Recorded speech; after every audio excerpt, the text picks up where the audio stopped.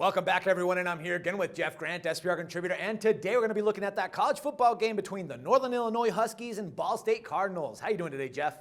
Doing great, Dax. This is really the premier game in the Mid-American Conference in these midweek games.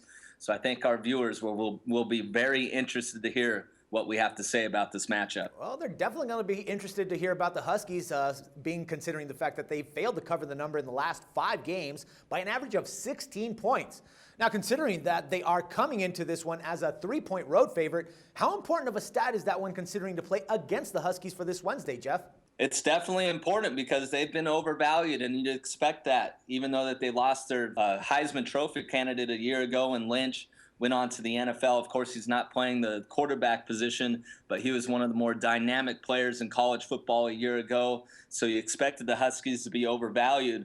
But really the main reason why Northern Illinois is favored over Ball State, Dax, is the fact that they've won the last 5 meetings in this series. And also when traveling to Ball State, they've won the last 6 by an average of 18.3 points per game. All right, Jeff, but how about Ball State? I mean, they've won back-to-back games for the first time in 2014. And in your opinion, man, I mean, are they doing enough to snap that 5-game losing streak in the MAC conference rivalry?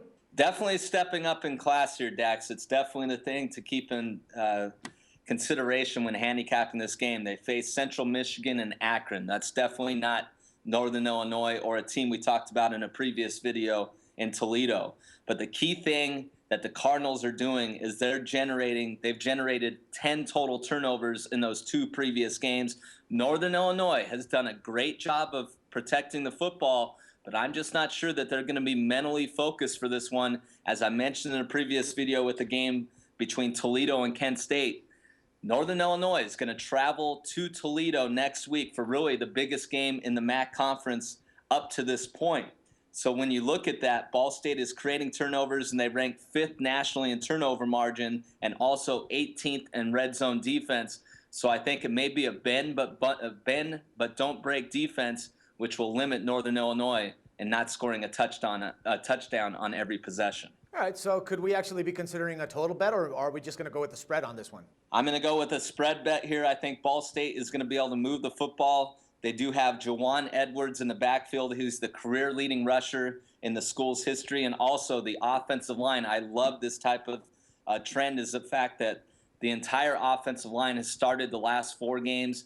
4 of the 5 have been together for every game during the 2014 campaign. And more importantly, Ball State 9-4 against the number as underdogs the last 2+ seasons. So I'm going to back Ball State as a 3-point home underdog against Northern Illinois on Wednesday. Great stuff, my man. As always, Jeff, it's a pleasure talking football with you, and I look forward to doing this again tomorrow, man. Thank you. No problem. And for SBR Picks, this is Dax Floyd.